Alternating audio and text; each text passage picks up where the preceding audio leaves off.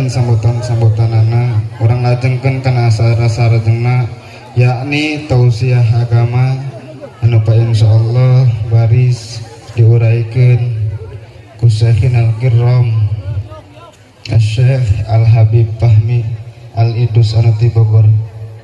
Syekhinal Kiram al waktu wal makan falyatafadhal bil hurmah.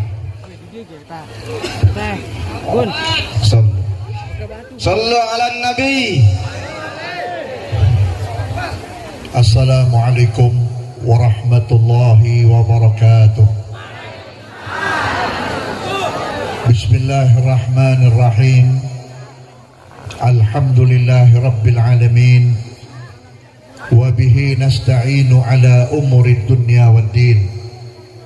Wassalatu wassalamu ala sayyidil mursalin Sayyidina Muhammadin wa ala alihi wa sahbihi ajma'in. Allahumma salli ala nuril anwar wa siril asrar wa tiryakil aghyar wa miftahi babil yasar Sayyidina Muhammadin al-Mukhtar wa alihi al-adhar wa ashabihi al-akhyar adada ni'amillah wa ifdalih. Qala Allah Ta'ala fi muhkam kitabih wa ma arsalnaka illa rahmatan lil alamin. Wa qala ta'ala wa innaka la'ala khuluqin 'azim. Wa qala sallallahu alaihi wa alihi wa sallam man qala raditu billahi rabban wa bil islami dinan wa bi muhammadin nabiyya wa rasula wajabat lahu syafaati atau kama qala sallallahu alaihi wa alihi wasallam. Yang saya hormati dan yang saya muliakan segenap para masyayikh, para guru dan para kesepuhan, wabil khusus orang tua saya dan orang tua kita semuanya, Abah Ki Haji Fudali, yang mudah-mudahan Allah panjangkan umurnya dalam keadaan sehat walafiat. Walaupun beliau ada di rumah, tetapi hakikatnya beliau hadir di tengah-tengah kita. Abah Ki Haji Daud juga beliau hadir. Putra beliau sebagai wasilah Bapak Ki Haji Budi, dan segenap para ulama, para ajengan, para asatid, mudah-mudahan dimuliakan oleh Allah Subhanahu wa Ta'ala. Terkhusus kepada panitia dan penyelenggara peringatan Maulid Nabi besar Muhammad sallallahu alaihi wasallam, semoga oleh Allah Subhanahu wa Ta'ala mendapatkan balasan yang lebih besar. Saudara-saudara hadirin yang saya hormati, dulu di zaman Nabi Muhammad sallallahu alaihi wasallam ada satu kampung atau satu desa. Di desa itu terdapat kelompok ibu. Jadi ada majelis khusus ibu-ibu. Tiap hari Senin, ibu-ibu tersebut datang ke majelis. Ada yang bawa makanan, ada yang bawa nasi dan lauk pauk, ada yang bawa uang, ada yang bawa pakaian bekas yang masih bisa dipakai. Setelah dikumpulkan, dibagikan kepada fakir miskin. Ini berjalan berbulan-bulan, bahkan bertahun-tahun, sampai berita ini kepada Nabi Muhammad SAW. Langsung Nabi memanggil sahabat. Salah satu sahabat dipanggil, tolong sahabatku, kamu datang ke kampung itu, tanyakan kepada ibu-ibu, kenapa tiap hari Senin selalu mengadakan sedekah masal? Apa tujuan dan maksudnya? Berangkat ini sahabat menuju kaum ibu. Ibu, ada pesan dari Nabi Muhammad. Nabi menanyakan kenapa ibu-ibu kalau hari Senin suka mengadakan sedekah masal, yang bawa pakaian, bawa makanan, bawa uang lalu dibagikan kepada fakir miskin. Apa jawab ibu-ibu tersebut? Saya melakukan ini karena saya mengikuti Nabi Muhammad. Nabi Muhammad setiap hari Senin memperingati hari lahirnya dengan puasa sunnah. Sedangkan kami ini perempuan, kadang-kadang hari Senin datang bulan, jadi kami ganti dengan sedekah masal. Pulang ini sahabat langsung menuju ke Rasulullah. di hadapan Nabi, bahkan banyak sahabat yang lainnya menyaksikan. Nabi bertanya, bagaimana jawaban kaum ibu tersebut? Beliau menjawab, apa yang dilakukan oleh ibu-ibu itu mengikuti engkau ya Rasulullah. Karena ibu-ibu seorang wanita yang kadang-kadang hari Senin datang bulan, nggak bisa ikut puasa sunnah, jadi diganti dengan sedekah masal, yang mana tujuannya tidak lain mensyukuri atas hari kelahiran. Langsung Nabi mengeluarkan hadis bersabda, yang mana sabda Nabi merupakan jaminan. Hadis ini diriwayatkan oleh Imam Ad-Dailami rahimahumullah. Apa kata Nabi? Salasatun yadkhulunal jannata bighairi hisab. Ada 3 kelompok manusia, 3 golongan manusia dari umatku, aku jamin kalau masuk surga nggak pakai dihisap lagi, nggak pakai diperiksa lagi, mendapat kemudahan dari Allah Subhanahu wa ta'ala. Sahabat kaget, kila manhum ya Rasulullah, siapa mereka itu ya Rasulullah? Dijawab oleh Nabi, rajulun a'dhamu miladi bisururin wabtihaj. Pertama, orang yang mengagungkan hari kelahiranku, orang yang merayakan hari kelahiranku dengan hati yang sangat senang, dengan hati yang sangat tulus dan ikhlas. Orang tersebut akan mendapat jaminan dari aku, masuk surganya nggak pakai dihisap lagi. Insya Allah panitia dan pengurus masjid ini termasuk yang capek pada malam ini untuk merayakan maulid, tergolong orang yang dijamin oleh Nabi Muhammad SAW. Saudara-saudara hadirin, ketika Nabi lahir, seluruh makhluknya Allah itu senang. Gunung pernah goyang, menari-nari, sampai seperti gempa bumi, sampai Allah katakan kepada gunung, hei gunung diam. Kesian umat Nabi Muhammad pada ketakutan, kamu bergerak, aku tidak akan diam ya Allah, karena aku senang dengan lahirnya Nabi Muhammad. Binatang-binatang, hewan-hewan yang paling kecil, yang namanya kuman, yang di dalam tanah, ikut menari-nari, bergoyang-goyang, loncat-loncat, karena senang lahirnya Nabi Muhammad. Cuman ada satu makhluk Allah yang gak suka dengan Nabi Muhammad. Ada makhluk Allah yang gak senang dengan lahirnya Nabi Muhammad, yaitu iblis laknatullah. Makanya zaman sekarang gak usah kaget kalau ada orang masih mengkritik maulid, ya setan tuh namanya. Betul gak? Mau dia dari mana kek, mau bawa kitab apa kek, kalau urusannya sudah tidak suka dengan lahirnya Nabi Muhammad, berarti dia orang yang tidak suka dengan lahirnya Nabi Muhammad, berarti dia tidak suka dengan adanya Islam. Apa kata Sayyidina Umar Ibnul Khattab? Man a'dhama maulidin Nabi faqad ahyal Islam. Orang yang mengagungkan, mensyiarkan hari lahirnya Nabi Muhammad, sama saja menghidupkan ajaran Islam, sama saja menghidupkan perjuangan Islam. Kita duduk dari ba'da isya, kita dengar ayat Quran, kita diajak bersolawat, kita diajak berzikir, kemudian kita mendengarkan tausiah, nasihat dari guru, dari tokoh. Tujuannya apa? Supaya bangkit keislaman kita. Pantas di Indonesia sekarang banyak orang kurang ajar kepada Islam, banyak orang kurang ajar kepada kitab Allah, yaitu Al-Quran. Kenapa? Karena sudah banyak ajaran-ajaran yang melarang peringatan maulid, ajaran-ajaran yang melarang kita bersolawat. Maka oleh karena itu, selama di negeri Indonesia masih ada orang yang baca maulid, insya Allah Indonesia aman selamanya. Indonesia tentram. Yang jahat kepada negeri kita bakal hancur, yang khianat kepada negeri kita bakal hancur. Apapun pangkatnya, apapun jabatannya, tidak menjamin pasti dia hancur. Kenapa? Masih ada yang baca maulid. Dulu di zaman Salahuddin Al-Ayyubi, Imam Salahuddin Al-Ayyubi ini seorang pemimpin yang sangat diincar atau diancam oleh musuhnya. Siapa musuhnya? Tentara Salibis, tentara Kristen. Sedangkan Imam Salahuddin ini punya jamaah nggak banyak, sedangkan musuhnya ribuan. Bingung Imam Salahuddin, bagaimana kalau negeri ini nanti dihabisi oleh orang-orang Kristen.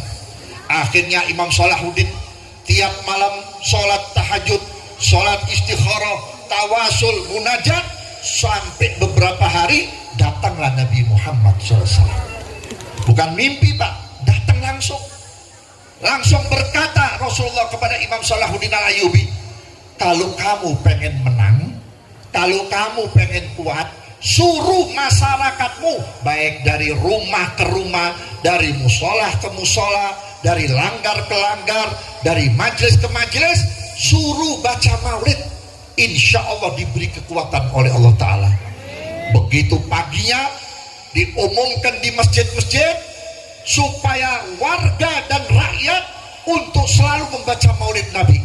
Mau baca Simtud-Duror, mau baca Diba, mau baca Diam Lami, mau baca maulid Azab, pokoknya kitab maulid kita baca. Mau ibu-ibunya, bapak-bapaknya, anak mudanya, kita baca maulid tanpa mengenal waktu maulid. Subhanallah, begitu sudah dilaksanakan oleh masyarakatnya, tentara salibis, tentara Kristen datang menyerang. Jumlahnya banyak, hampir 1000 lebih, dengan senjata yang sangat luar biasa. Sementara Imam Salahuddin punya jamaahnya sedikit. Tentara senjatanya yang paling top cuman golok doang. Tetapi dengan kekuatan maulid, ketika itu tentara menghadap, anak buahnya, rakyatnya, jamaahnya Imam Salahuddin Ayyubi tidak punya tenaga, akhirnya dihabisin oleh jamaah yang sedikit. Jadi gampang saudara-saudara, kalau pengen Indonesia aman, Indonesia pengen makmur, hidupkan peringatan maulid Nabi Muhammad SAW. Jangan main-main. Ibu bapak duduk di sini, itu malaikat lebih banyak daripada ibu dan bapak. Malaikat jumlahnya bukan 10, ribuan. 10 yang kita kenal, yang tidak kita kenal ribuan. Dia datang malam ini, kata siapa Beb? Kata Imam Jalaluddin Asyuyuti rahimahullah, ma min baitin quri'a fihi maulidir rasul illa wa haffathumul malaika wa mutawafuna bin nur. Kalau di satu tempat, apakah itu masjid, apakah itu majlis, apakah itu musola, apakah itu rumah, apakah itu lapangan, dibacakan riwayat hidup Nabi, itu malaikat dari mulai ya Rabbi sholli ala Muhammad sudah datang berduyun-duyun membawa dan mengawal Nabi Muhammad. Jangan dikira malam ini tidak ada Nabi Muhammad. Nabi Muhammad memandang wajah kita, Nabi Muhammad memandang diri kita, dan Nabi Muhammad di dalam hatinya memiliki sifat Raufun Rahim, sehingga Nabi Muhammad nggak tega lihat umatnya. Seandainya malam ini, maaf ya, ada orang ahli maksiat, ada orang suka mabok, ada orang suka berzina, ada orang suka berjudi, tetap didoakan oleh Nabi Muhammad biar selamat nanti di akhir. Sebab Nabi tidak punya pendendam. Nabi gak kuat kalau lihat umatnya nanti masuk neraka. Dilihat oleh Nabi Muhammad, dan Nabi berkata, besok kamu nanti ketemu aku di mahsyar, kamu akan aku perjuangkan di hadapan Allah Subhanahu wa Ta'ala. Saudara-saudara hadirin yang saya hormati, kemudian sahabat bertanya, kira manhum ya Rasulullah, siapa lagi ya Rasulullah orang yang kau jamin masuk surga tanpa dihisab? Pertama tadi orang yang baca maulid dan merayakan maulid, mengagungkan maulid. Yang kedua, warajulun aktsaru sholata alayya, orang yang memperbanyak bersolawat kepada aku. Ibu-ibu, bapak-bapak, amal ibadah yang paling istimewa cuma sholawat. Amal ibadah yang paling istimewa cuma sholawat. Kita sekian tahun sholat, alhamdulillah. Kita sekian tahun wirid, alhamdulillah. Tapi tetap masih ada kekurangannya. Yang nempel, yang mengisi kekurangan amal-amal kita cuma sholawat. Satu-satunya ibadah, satu-satunya amal yang bebas dikerjakan cuma sholawat. Orang hina jadi mulia karena sholawat. Orang banyak dosanya diampuni oleh Allah. Lihat contohnya Nabi Adam alaihissalam, ketika dikeluarkan dari sorga oleh Allah gara-gara makan buah khuldi. Berapa tahun tuh Nabi Adam dan Siti Hawa dijemur di atas gunung. Kalau pagi atau siang kepanasan, kalau malam kedinginan. Nabi Allah Adam nangis menjerit siang malam dengan istighfarnya, Rabbana dhalamna anfusana wa in lam taghfir lana wa tarhamna lanakunanna minal khasirin. Oleh Allah nggak dijawab bertahun-tahun. Malaikat Jibril nggak tega lihat Nabi Adam. Turun malaikat Jibril sambil membisikkan pada Nabi Adam, ya Adam, udhkur Muhammadan. Hei Adam, coba sebut Nabi Muhammad, insya Allah kamu diampuni. Karena Nabi Muhammad adalah manusia yang paling dicintai oleh Allah Subhanahu wa ta'ala. Langsung Nabi Adam berkata, ya Allah, kalau kau sudah tidak lagi mau mendengar aku punya tobat, kalau kau sudah tidak lagi mau mengampuni aku dari dosa-dosaku, ya Allah, sekarang aku mohon ampun kepadamu atas nama kekasihmu Muhammad. Langsung dijawab oleh Allah, ya Adam, kalau kamu tidak menyebut kekasihku Muhammad, sampai hari kiamat akan aku jemur. Sampai hari kiamat kamu tidak akan aku masukkan ke dalam surga. Makanya Sayyidina Abu Bakar Siddiq mengatakan, orang yang tobat dengan sholawat itu lebih cepat diterima daripada dengan istighfar. Kalau dengan istighfar harus nangis, harus menyesal, harus membayangin dosa-dosanya, mendayangi kesalahannya. Tapi kalau sholawat, biar pura-pura diterima oleh Allah. Kita pura-pura dapat mertua biar dapat warisan. Allahumma sholli ala sayyidina Muhammad, Allahumma sholli ala sayyidina Muhammad. Megang tasbih. Kata mertua apa? Masya Allah, ini mantu luar biasa, besok saya kasih warisan. Padahal pura-pura. Pura-puranya kita baca sholat diijabah oleh Allah Ta'ala. Maka oleh karena itu ibu-ibu, bapak-bapak, kalau kita mau selamat urusan kita di dunia, mau selamat urusan kita di kubur, mau selamat urusan kita di akhirat, banyakin baca sholawat. Sholawat yang panjang, mau yang pendek, pokoknya sholawat kita baca. Begitu kita ucapkan Allahumma sholli ala Sayyidina Muhammad wa ala ali Sayyidina Muhammad, itu sholawat sampai kepada Nabi. Setelah itu Nabi berkata, ambillah sholawat itu, kembalikan kepada umatku yang membaca sholawat 10 kali lipat. Rahmat turun, keberkahan turun, kesejahteraan turun. Dan tidak ada ceritanya orang yang suka sholawat hidupnya susah. Tidak ada. Coba cari sekabupaten Pandeglang, ada nggak orang suka sholawat susah? Ada nggak? Nggak ada. Biar dia orang nggak punya, biar dia orang kecil, tapi hidupnya mutmain. Istrinya nggak cakep tapi setia, suaminya nggak ganteng tapi nggak pernah macem-macem, anaknya nggak kuliah tapi taat, punya mantu kerjanya pekerjaan yang ringan tapi nggak berkhianat. Kenapa? Allah sudah berjanji di dalam hadis qudsi, siapa yang senantiasa bersalawat pada kekasih Muhammad, akan aku jamin hidupnya sejahtera dunia akhirat. Saudara-saudara hadirin, satu hal yang kita takuti nanti kalau kita berhadapan dengan malaikat Israel.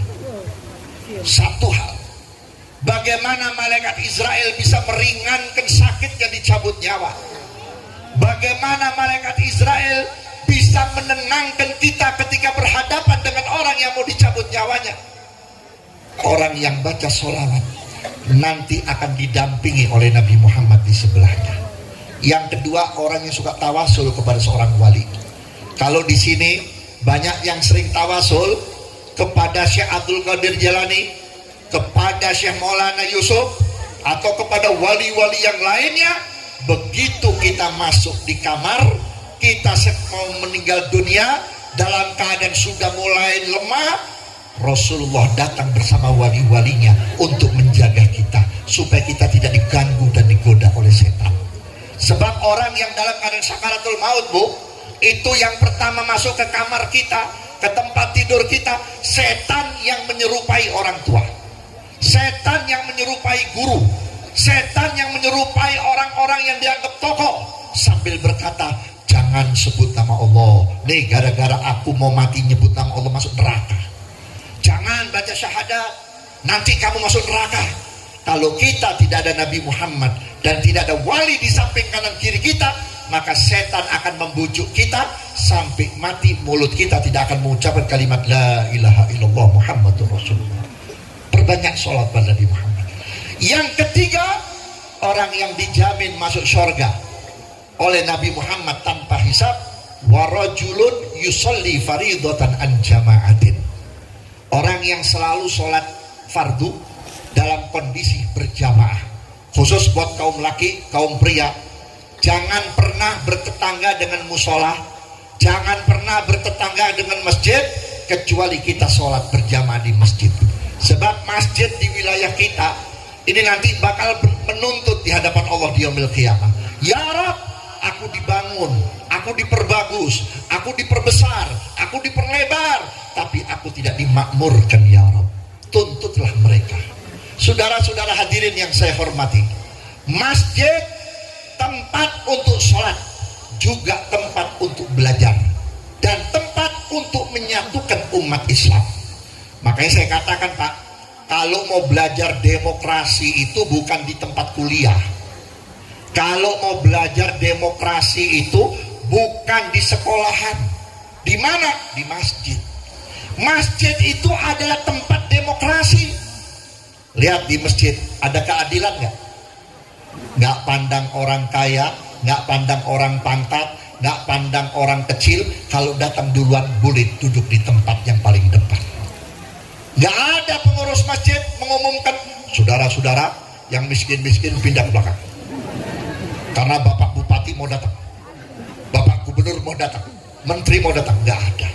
Sekalipun dia seorang bupati, sekalipun dia seorang gubernur, kalau datangnya telat silakan duduk sama kurung batang. Biasanya kurung batang kan di ujung, betul nggak? Nggak ada tempat di situ, mangga duduk di situ. Dan di dalam masjid, kalau sholat antum lihat, begitu imam sudah mengucapkan sawu sufufakum, yang berbaris, ayo lurusan barisan, semua harus nurut. Lurah nurut, camat nurut, betul? Orang kecil nurut, orang gedean nurut. Kalau nggak dapat pahala daripada berjamaah. Begitu sang imam sholat, Allahu Akbar, maaf, pas baca surat setelah Fatihah lupa. Ya maklum, kadang-kadang imam banyak pikirannya, lagi ada masalah, tengah-tengah lupa. Siapa yang negornya? Yang di belakang imam, yang paling pas di belakang imam. Makanya hati-hati, kalau sholat jangan sok di belakang imam. Kalau antum mau duduk di belakang imam, mau berdiri depan belakang imam persis, antum harus hafal bacaan imam. Sebab kalau imam nanti keliru, antum harus ingetin. Begitu dia baca satu surat, tengah-tengah lupa, diingetin sampai di belakang. Boleh gak imam ngamuk? Kurang ajar loh, malu-maluin. Gua gini-gini ajengan loh, apal Quran, sekarang aja gua lagi lupa. Batal gak kira-kira? Imam harus nurut surat yang dibaca oleh makmum yang di belakang. Betul gak? Kemudian satu saat imam lagi sakit perut. Begitu mau takbir, mau takbir akhir, rokaat akhir, maaf, melecus. Kentutnya imam nggak kenceng, beda sama kentutnya ibu-ibu. Kentutnya imam itu nggak kedengeran dan nggak bau. Nggak ada imam kentut bau. Tapi imam harus sportif. Saya batal.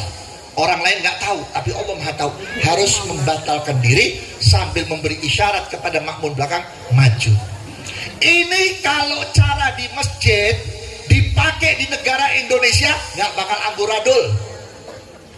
Udah nggak sanggup jadi presiden, ya berhentilah. Betul nggak? Nggak sanggup jadi bupati, ya berhentilah. Kan jadi presiden untuk ngopenin rakyatnya, jadi bupati untuk ngurusin rakyatnya. Kalau jadi bupati, jadi presiden, mentingin diri sendiri, buat apa kita pilih? Buat apa kita bantu? Justru dibantu, dipilih untuk nulungin rakyatnya. Rakyatnya miskin, mudah-mudahan dengan pemimpin ini hidupnya tambah muntung, usahanya tambah maju. Betul nggak? Ini enggak, udah dipilih oleh rakyat, malah rakyatnya banyak di PHK. Begitu di demo, katanya radikal, dikritik radikal. Betul apa tidak? Sekarang begini caranya. Maka oleh karena itu, jadikan masjid ini menjadi tempat belajar demokrasi untuk kita. Dan di dalam masjid, setelah sholat berjamaah, jadikan madrasah. Kenalkan anak-anak kita baca Quran, kenal kenalkan masyarakat kita tentang hukum fikih, kenalkan anak-anak kita peradaban Islam.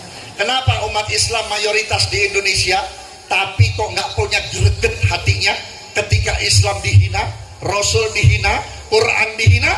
Kenapa? Karena masjid-masjid itu fungsi dakwanya kurang. Betul apa tidak? Khutbah Jumat isinya nggak jauh dari usikum binafsi bitaqwallah, tapi nggak dijabarkan. Siapa sih orang yang disebut muttaqin? Siapa sih orang yang beriman? Bagaimana sih kondisinya orang yang bertakwa? Apa sih manfaatnya orang bertakwa? Kalau ini dijabarkan, ini diperluas, insya Allah tiap hari Jumat makmum keluar dari masjid akan faham, oh kita harus punya iman, kita harus punya takwa. Dengan iman dan takwa negeri ini bakal makmur sesuai dengan konsep Al-Quran, di mana Allah menyatakan walau anna ahlal qur'an amanu wattaqau la fatahna alaihim barakati minas sama'i wal ard. Seandainya kata penduduk negeri, penduduk kota, penduduk desa, penduduk rumah semuanya beriman dan bertakwa kepada Allah, dari atas Allah turunkan berkah, dari bawah Allah turunkan berkah. Lihat sekarang Bogor kota hujan. Saya orang Bogor, saya tinggal di Bogor. Tidak ada yang namanya Bogor hujan sampai longsor. Tidak ada yang namanya hujan sampai kebanjiran. Lihat kemarin berapa rumah digerus sama air, berapa mobil kanyut, berapa warga yang sampai sekarang belum ketemu ke bawah air. Apa penyebabnya? Mungkin hujan yang turun bukan menjadi rahmat tapi menjadi bala. Dulu kalau hujan sumur nambah airnya, sawah-sawah subur, kebun-kebun subur. Sekarang begitu hujan jadi masalah, kebanjiran di mana-mana, kerusakan jalan di mana-mana, belum lagi ditambah dengan bala dan masalah. Saya ingat saudara-saudara, orang kalau sudah punya iman dan takwa kepada Allah pasti melanggar, pasti dia melanggar daripada ajaran Allah Subhanahu wa Ta'ala. Maka oleh karena itu jangan kaget kalau di sebuah kota sudah banyak tempat-tempat maksiat. Dulu zaman almarhum Abah Ki Haji Bustami masih hidup, tahun 80-an saya sudah ceramah di Banten, saya sudah ceramah di Pandeglang. Belum ada perempuan pakai celana pendek. Sekarang ya Allah, ABG pakai celana pendek. Benar, kita nggak lihat di depan mata, dilihat dosa. Betul nggak? Kalau dulu mata lihat paha, sekarang paha lihat mata. Betul nggak? Kita naik mobil, depannya orang boncengan pakai celana pendek, di depan berarti pahanya lihat mata kita. Tapi lihat sekarang, kenapa? Karena orang-orang yang muttaqin, imam-imamnya, pemimpin yang muttaqin sudah berkurang. Sehingga apa kata Nabi? Idza zanati ummati wala'ibatil qumar wal maisir yursilullahu alaihim thalatha balaya. Kalau di satu tempat sudah banyak perzinahan dibebaskan, kemudian perjudian dibebaskan, minuman keras dibebaskan, riba atau renten dibebaskan, niscaya Allah akan turunkan 3 bala dan 3 musibah, naudzubillah. Yang pertama apa? Al-jawru fil bilad, terjadi musibah di negeri. Di wilayah itu bakal jadi musibah, kebanjiran, gempa bumi, kebakaran, tanah longsor. Yang kedua apa?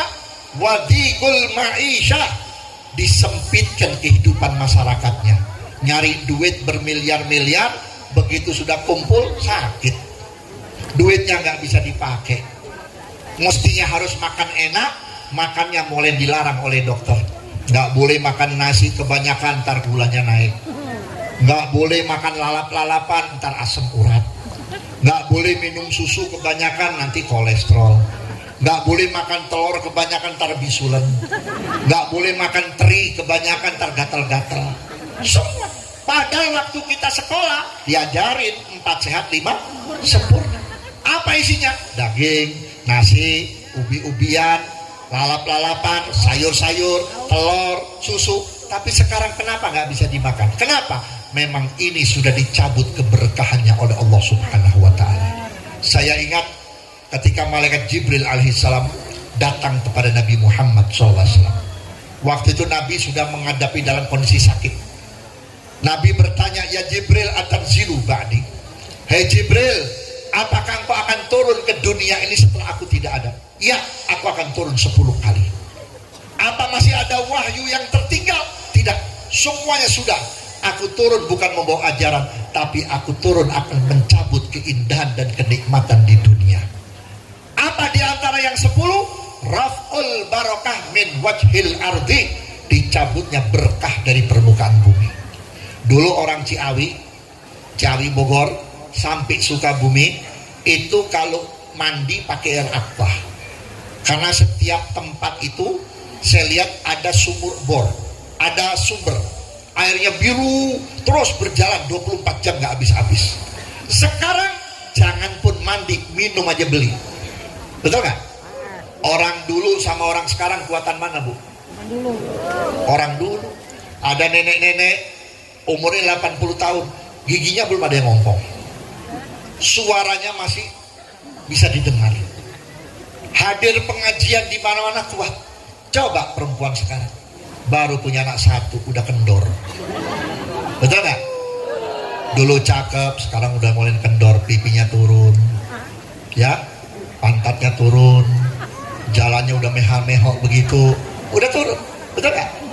Mobil dulu sama mobil sekarang kuatan yang dulu. Coba Bapak cari mobil Fiat tahun 74, ya, Bapak permak, besinya nggak bakalan ikut rusak. Coba mobil sekarang bagus, begitu kita ketok kayak kaleng berubuk, dong dong dong dong dong, keserempet motor penyok, nggak berkah. Betul nggak? Barang-barang dulu awet berkah, orang dulu awet berkah, sekarang mulai cabut. Dulu kita jalan kemana-mana merasa aman, nggak takut, betul nggak? Sekarang takut, paling di kampung sendiri kita masih takut. Kenapa? Dengan dicabutnya berkah, kerusakan masuk ke wilayah kita, kejahatan masuk di wilayah kita. Sekarang lihat tuh anak-anak kecil naik motor, bawa celurit, main bacok, ya. Orang jalan nggak hujan nggak angin dibacok. Coba, pemerintahnya diam, aparatnya diam, nggak ditanya kelompok siapa ini. Di Jonggol, di Cibarusa, di Sukabumi, di Bogor, kejadian banyak. Kenapa dibiarkan? Siapa yang di belakangnya? Tidak dicari. Ini tandanya sudah dicabut berkah. Maka oleh karena itu, kembalikan berkah di negeri kita, kembalikan berkah di dalam rumah tangga kita, balikan berkah di kampung kita. Satu, jangan lepas dari Nabi Muhammad. Membaca maulid, membaca sholawat, bukan hanya di waktu peringatan maulid. Nanti setelah maulid, kita bikin maulid keliling dari rumah ke rumah.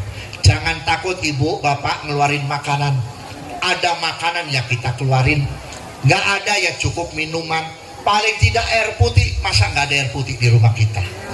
Dan insya Allah, kalau ini digerakkan, antum bisa lihat 1-2 bulan negeri ini, kota ini, desa ini akan kembali menjadi aman. Terlebih-lebih ajak generasi muda, rangkul generasi muda. Jangan sampai anak-anak muda tidak dilibatkan. Kenapa? Karena anak muda merupakan pengganti kita nanti kalau kita sudah nggak ada. Betul apa tidak? Terus terang, Rasulullah itu paling cinta sama anak muda. Sayang Nabi Muhammad sama anak muda. Siapa bilang Nabi Muhammad gak peduli sama anak muda? Nabi waktu jalan bersama beberapa sahabat mau menuju ke satu tempat yang sangat penting yang harus dihadapi oleh Nabi sendiri. Tengah-tengah jalan ada sekelompok anak muda jalanan. Ini anak-anak muda jalanan bisa makan enak kalau tenaganya dipakai oleh orang kaya. Ada orang kaya mau pindah rumah nih, nanti disuruh bawain tempat tidur, suruh bawain kursi, nanti setelah itu dapat upah. Upahnya itu dibeliin makanan. Yang tadinya makan nggak enak, sekarang makan rada enak. Begitu dia sudah beli makanan, dia duduk di pinggir jalan karena tempatnya di situ, tidurnya juga di situ. Datang Nabi Muhammad bersama beberapa rombongan. Kata anak muda apa? Itu ada Rasulullah. Ayo kita tes, kita uji Nabi Muhammad. Apakah Nabi Muhammad peduli kepada anak muda? Subhanallah, semakin Nabi dekat, anak muda berkata, ya Rasulullah, sudikah engkau turun sebentar untuk makan bareng bersama kami? Subhanallah, Nabi langsung turun. duduk bersama anak muda. Nabi makan, walaupun nggak banyak yang dimakan oleh Nabi, hanya sekedar menyenangkan hati anak muda. Langsung Nabi naik kudanya berangkat. Begitu mau naik, dikejar oleh ketua pemudanya. Ya Rasulullah, kami berjanji sampai hari kiamat pun, kalau kami masih bisa hidup, kami akan siap membela engkau ya Rasulullah. Kami akan menjadi pengikutmu ya Rasulullah. Dan engkaulah benar-benar manusia yang menghargai orang-orang kecil seperti kami. Maka oleh karena itu waktu Nabi mau meninggal, Nabi sempat wasiat kepada Sayyidina Ali, ya Ali, sittatun min ummati fil jannah. Ada 6 golongan umatku yang aku pastikan masuk surga. Siapa yang pertama disebut oleh Nabi? Syabun taibun, pemuda yang tobat. Maaf ya, bukan syaikhun taibun. Syabun taibun, pemuda yang tobat. Kenapa bukan kakek-kakek tobat? Kenapa bukan nenek-nenek tobat? Kenapa kok anak muda yang tobat? Sebab tobatnya anak muda itu lebih capek daripada tobatnya orang tua. Kalau orang tua tobat masuk ke masjid, ada nggak orang ngomong tumben pak ke masjid? Ada nggak? Nggak ada. Ada ibu-ibu pakai jilbab, tumben bu sekarang pakai jilbab? Nggak ada. Orang tahu oh, mungkin udah tua, dia insaf, dia sadar. Coba anak muda, rambutnya gondrong, begitu masuk masjid, tumben ke masjid. Ada apa ini? Jangan-jangan naksir anak ustadz ini. Betul nggak? Anak muda ikut ngaji mingguan, anak muda ikut baca sholawatan, di SMS-in, di WA-in sama temennya. Lo kalau tobat jangan disemuain dong, sisain buat malam minggu. Kesian tuh cewek lu cakep, kalau nggak diapelin nanti diambil orang. Tapi memang dasarnya anak muda sudah dapat taufik hidayah dari Allah. Dia berkata, biarin 1000 cewekku yang cantik hilang, yang penting taufik hidayah jangan hilang. Betul nggak? Maka oleh karena itu saya sarankan, ayo kita rangkul anak-anak muda, terutama pemuda yang jebolan pondok pesantren. Lulus dari pesantren, pulang dari pesantren, berikan mereka satu jabatan. Apa jabatannya? Mungkin jadi imam rawatib, mungkin jadi khotib setiap sebulan sekali, mungkin mimpin tahlil atau maulid. Supaya apa? Supaya terlatih anak-anak muda untuk tampil di hadapan umat. Saudara-saudara hadirin, saudara tahu, selamat datang kepada guru kita.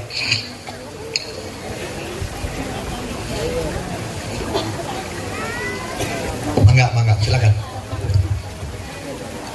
Saudara tahu, banyak radio-radio di luar Ahlus Sunnah wal Jamaah ya, yang mengkafir-kafirkan orang sholawat, yang mengkafir-kafirkan orang maulid. Itu dari mana mereka asalnya? Mereka bukan sekolah dari Saudi, mereka bukan sekolah dari luar negeri. Mereka adalah santri yang lulus dari pondok pesantren. Begitu mau mengembangkan ilmu di kampungnya, nggak dikasih kesempatan sama yang tua. Mudah-mudahan sini enggak ya, nggak dikasih kesempatan. Akhirnya itu santri yang sudah cita-citanya, yang sudah nawaitunya ingin mengembangkan ilmu ini di mana kampung, lewat pengajian, lewat majlis taklim ibu-ibu, lewat majlis taklim bapak-bapak, lewat majlis taklim pemuda, mereka nggak dapat tempat. Akhirnya datang misionaris Wahabi. Misionaris Wahabi bawa duit, Ahlu Sunnah bawa keun. Ya, mereka punya duit, ditawar, Ustadz mau nggak kerja sama saya? Ustadz ceramah, nanti saya sewain rumah gratis, saya beliin motor, nantinya saya beliin mobil. Ustadz saya bayar 1 bulan 10 juta. Yang penting Ustadz aktif di pengajian saya. Siapa pak nggak mikir pak 10 juta? Di mana ada orang sebulan dibayar 10 juta? Ya, kalau begitu saya mau. Begitu dia masuk ke majelisnya, ditodong speakernya sudah ada di amatir radio, dibukain kitabnya, ternyata bukan kitab kita, bukan kitab Ahlus Sunnah wal Jamaah. Mau nggak mau dia ngikutin itu kitab. Maulid bid'ah, tahlil bid'ah, ziarah bid'ah, semuanya serba bid'ah. Dicaci maki, muslim dikata-katain, yang tidak satu ide, yang tidak satu madhab dicaci maki. Apa penyebabnya? penyebabnya itu. Ini anak pulang dari pesantren sampai di kampungnya tidak diaktifkan, tidak diberi jalan untuk berdakwah. Saya berharap jangan sampai terjadi. Kenapa saudara-saudara? Paham-paham di luar ahlu sunnah punya duit, Pak. Syiah dibayar oleh Iran 21 triliun. 21 triliun. Wahabi 21 triliun. Orang ahlu sunnah jamaah ada yang biayain. Bokeon. Betul nggak? Lihat masjidnya orang Wahabi, masjidnya orang Syiah.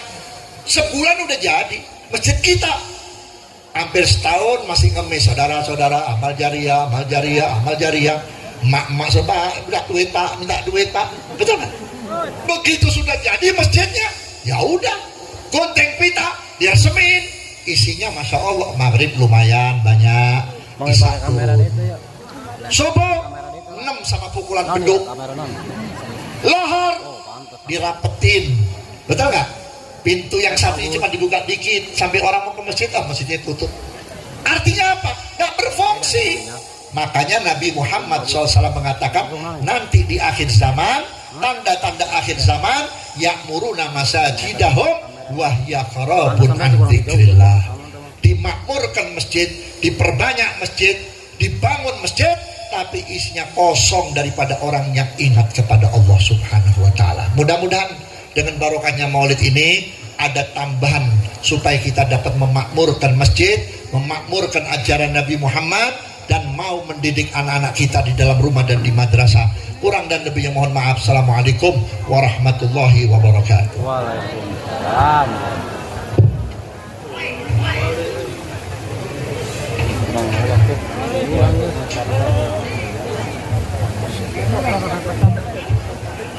Ya Rasulullah.